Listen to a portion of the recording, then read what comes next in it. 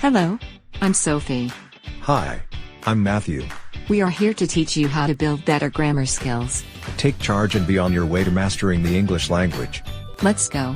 Join us. Welcome back to the English Grammar Crash Course of One Step English. Last time, we learned about the 8 parts of speech: the noun, pronoun, verb, adjective, adverb, preposition, conjunction, and interjection. Tell us in the comment below what's something new that you learned in the 8 parts of speech. So now, what are we going to learn? We are going to learn about the sentence parts and patterns. First, the structure. Second, the subject. Third, the predicate. Fourth, direct object. Fifth, indirect object. Sixth, pattern variations. And seventh, the 4 types of sentences. Are you ready? Let's start. Lesson 1. Grammar and sentence structure. Sentence parts and patterns. Let's learn English. Let's start your study of grammar with these 10 questions. Read the sentence on the cloud shape carefully, paying particular attention to sentence parts and structure. Then answer the questions that follow. Money will buy a pretty good dog, but it will not buy the whiz of its tail. By Josh Billings. 1. The word pretty is an A. Noun, B. Pronoun, C. Adjective, D. Adverb, E. Conjunction.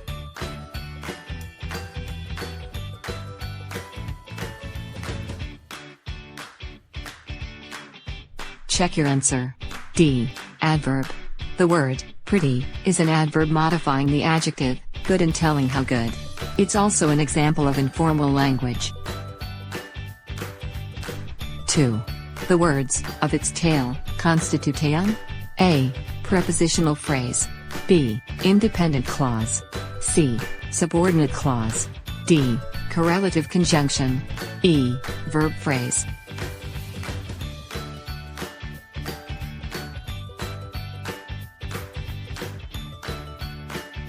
Check your answer. A. Prepositional phrase. The phrase, of its tail, is a prepositional phrase. The word, of, is the preposition. 3. The word, but, is an A. Preposition, B. Adverb, C.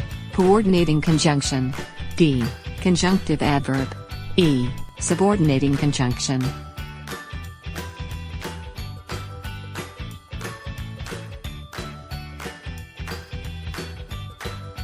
Check your answer. C. Coordinating conjunction. The word, but, is a coordinating conjunction connecting the 2 independent clauses, money will buy a pretty good dog, and, it will not buy the wag of its tail. 4. Which of the following is the subject of its clause? A. Money, B. Dog, C. But, D. Wag, E. Tail.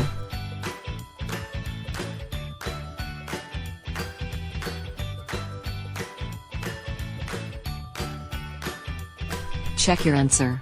A. Money. The word, money, is the subject of the first clause, while the word, it, is the subject of the second clause, and the word, it, replaces the noun, money. 5. Which of the following is a base verb of this sentence? A. Will, B. Buy, C. Not, D. Wag, E. Tail.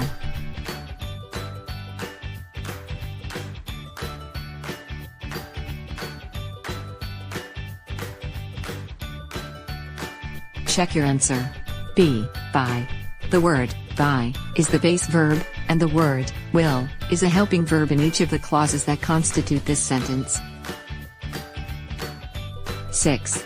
The words, will buy a pretty good dog, constitute an A. Prepositional phrase, B. Subject, C. Predicate, D. Subordinate clause, E. Subject complement.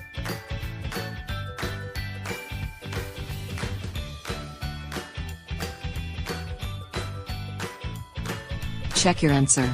C. Predicate. The clause, will buy a pretty good dog, is the predicate of the first clause. Predicate is the verb in any complements, modifiers, or phrases that follow. 7. The word by is an a. linking verb, b. helping verb, c. intransitive verb, d. direct object, e. transitive verb.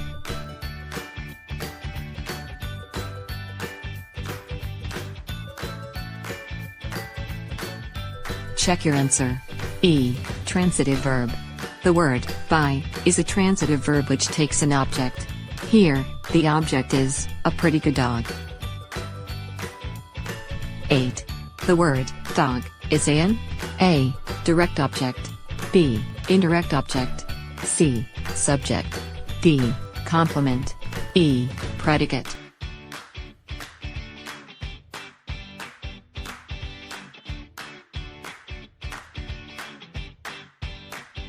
Check your answer. A. Direct object. The word dog is the direct object of the sentence. It is what is bought. 9. Money will buy a pretty good dog is an a. prepositional phrase, b. predicate, c. subject complement, d. independent clause, e. subordinate clause.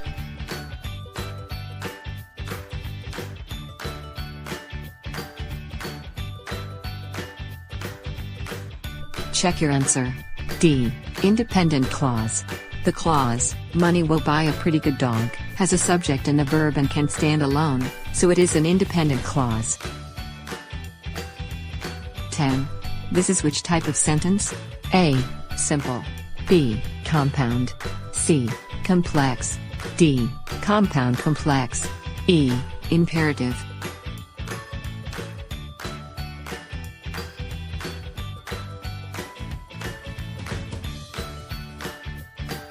Check your answer. B. Compound. This is a compound sentence consisting of two independent clauses and no subordinate clauses.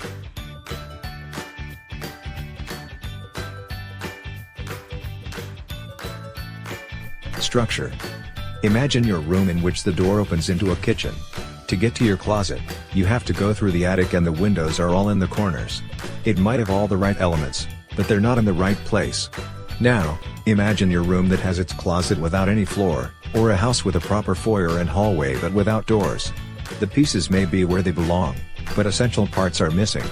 To be functional, a house or your room, whatever its size or style, must have certain basic elements joined in a logical way.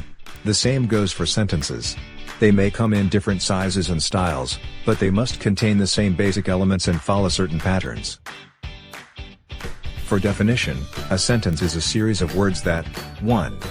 contains a subject and a predicate, and 2. expresses a complete thought.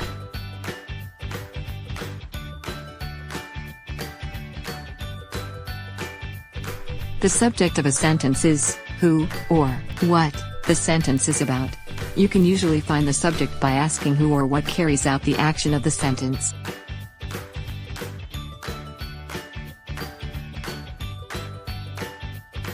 For example, I love to draw. The question is, who loves to paint? The answer is, I. Another example. On Mondays and Thursdays, Sophie and Matthew attend karate class. The question is, who attends karate class? The answer is, Sophie and Matthew. As you can see, the subject usually comes before the verb, what the subject is or does or has done to it. Subject-verb is the word order we expect in the English sentence, which is the rhythm of our language. Well, most of the time.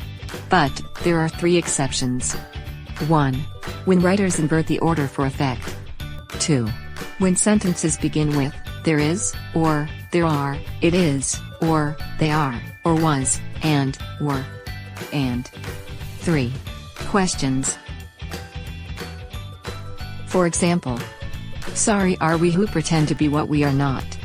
The question is, who or what is sorry? The answer is, we are. Another example. There is no excuse for your attitude. The question is, who or what is there? The answer is, no excuse. Understood subject. Do your homework. Who or what does the homework? The subject is understood to be you. This is an imperative sentence. Imperative sentence gives advice or issues a command. For example, please feed the cow. Another example. Try the delicious fried chicken. Let's test your knowledge. Underline the subject in each of the following sentences. 1. A watched pot never boils.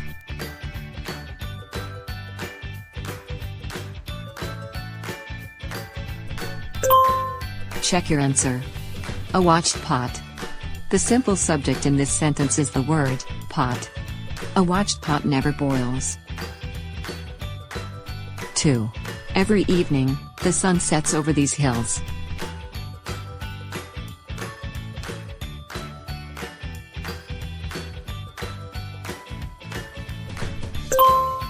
Check your answer. The subject of the sentence is the sun. Every evening, the sun sets over these hills. The sun. 3. There are strange goings-on around here these nights.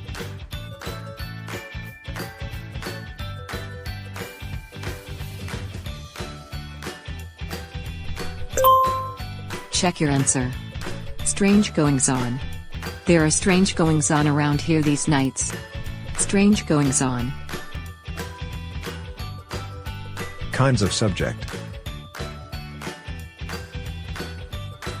The first kind of subject is the simple subject.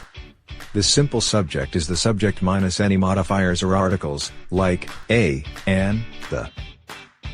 The second type of subject is the complete subject. Complete subject is the subject plus its modifiers and articles. Here is an example of a simple subject and a complete subject. Simple.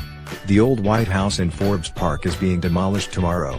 The simple subject is house. Complete. The old White House in Forbes Park is being demolished tomorrow. The complete subject is the old White House in Forbes Park. The simple subject can be a single word, a phrase, which means a group of words without a subject and verb, or a clause, which means a group of words containing both a subject and verb. For example, one word. There's a cat in your bag. The subject is cat. Phrase. The phrase, once in a blue moon, means every 2.5 years. The subject is the phrase, once in a blue moon. Clause. What you just said was the best thing anyone has ever said to me. The subject is what you just said. These subjects are still simple, even though there's more than one word. Single and compound subject. Subjects can be single, which means one person or thing. Or compound, which means two or more people or things. For example, single subject. Matthew has entered the contest. The single subject is Matthew. Compound subject. Matthew and Sophie have entered the contest. The compound subject are Matthew and Sophie. Remember, when a compound subject is joined by the word and, the subject is plural. When the subject is joined by the word or, the subject is singular if the last item is singular, and, the subject is plural if the last item is plural. Please note, don't confuse singular with single. A single subject is one subject performing the action, but that subject can be plural. Let's test your knowledge. Underline the complete subject in the following sentences. And, write if the subject is single or compound. 1. Unfortunately, Matthew and Sophie did not get along well.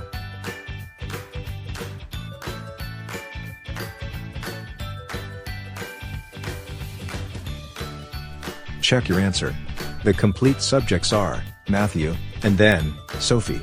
The subjects are compound. 2. Thinking of you is my favorite pastime.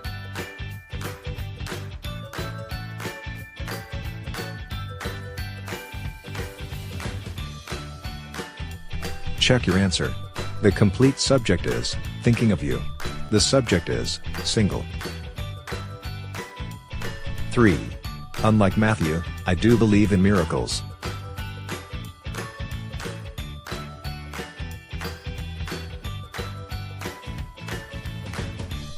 Check your answer. The complete subject is I. The subject is single. What the subject is and isn't. Because most subjects come before the verb, we usually find them towards the beginning of a sentence. But sometimes, one or more words or phrases precede the subject.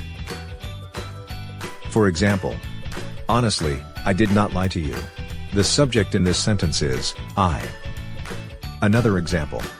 In the middle of the coldest day of the coldest winter on record, Matthew was born. The subject in this sentence is Matthew. If you're having trouble identifying the subject, look for the verb. Then, see who or what performs that action. Who didn't lie? I didn't. Who was born? Matthew. Some words or phrases, especially those that come between subjects and verbs, impede your search for the subject. Here's a helpful rule. Subjects are never in prepositional phrases. Prepositional phrases, like adverbial and adjectival phrases, are not part of the core sentence. You can eliminate them and still have a completely coherent thought. For example, memories, like diamonds, are imperfect. Both memories and diamonds are imperfect, but memories is the subject. Diamonds is part of the prepositional phrase, like diamonds. We can take that phrase out and still have our core sentence. But, without memories, on the other hand, the sentence wouldn't make sense. For example, memories are imperfect. Like diamonds are imperfect. Let's test your knowledge. Underline the subject or subjects in the following sentences. 1. With my wig on, I won't be recognizable.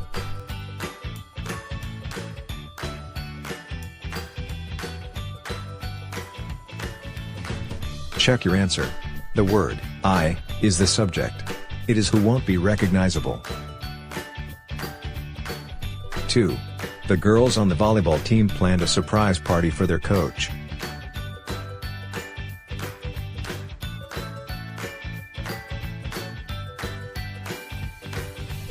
Check your answer. The word, girls, is the subject, while the word, team, is part of the prepositional phrase, on the volleyball team. 3. Matthew, terrified of making a mistake, would not raise his hand in class.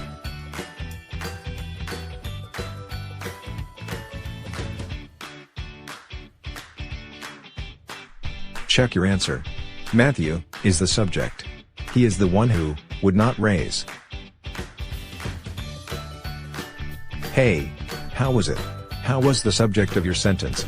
Please tell us in the comment below how the video helped you identifying the subject of your sentence. For now, let us end this video finishing 2 topics for this chapter. In the next video of One Step English, we are going to learn about the predicates, direct objects, indirect objects, pattern variations, and the 4 types of sentences. So, see you on the next video, the English Crash Course Lesson 2, of One Step English. Thank you for watching. See you.